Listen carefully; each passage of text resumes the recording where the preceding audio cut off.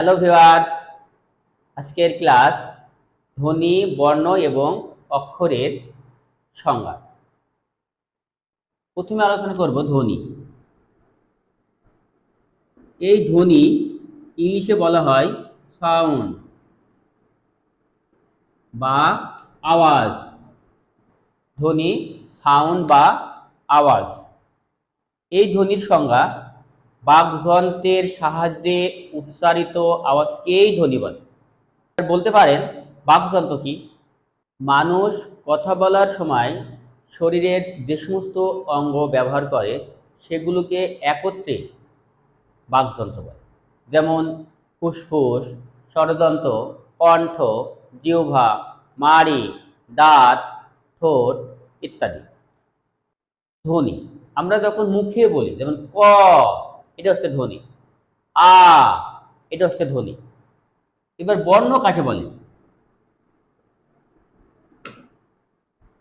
বর্ণ হচ্ছে ধ্বনির যে লিখিত রূপ, তাকে বর্ণ বলে। যেমন দেখো, আ ময়াকার র, আমার। বলুন তো বন্ধুরা, আমার ভিতরে কয়টি বর্ণ আছে? এই আমার ভিতরে বর্ণ আছে 4টি। আ যোগ ম যোগ আ যোগ র, এই 4টি বর্ণ। তাহলে আমার এর ভিতরে অক্ষর কয়টি আছে? চলুন এবার অক্ষর নিয়ে আলোচনা করি।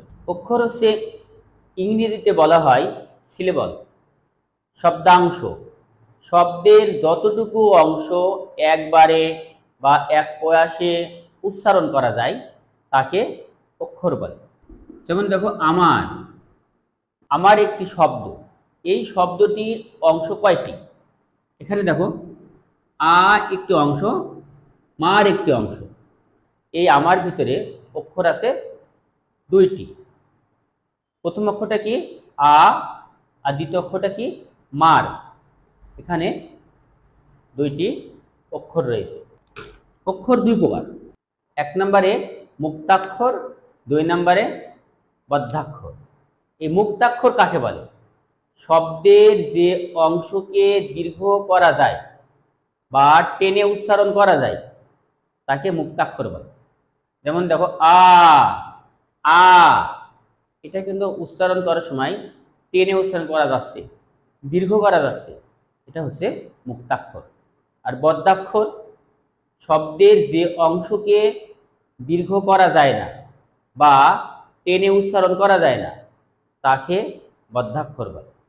যেমন আমার, আ মার, এই মার বদ্ধাক্ষর। আমার এই ক্লাসটি যদি ভালো লাগে সবাই লাইক, কমেন্ট ও শেয়ার করবেন। আর নতুন নতুন ক্লাসটি পাওয়ার জন্য সবাই আমার এই পেজটি ফলো করবেন। আর যারা ইউটিউব থেকে দেখছেন তারা আমার এই চ্যানেলটি সাবস্ক্রাইব করবেন। ধন্যবাদ সবাই।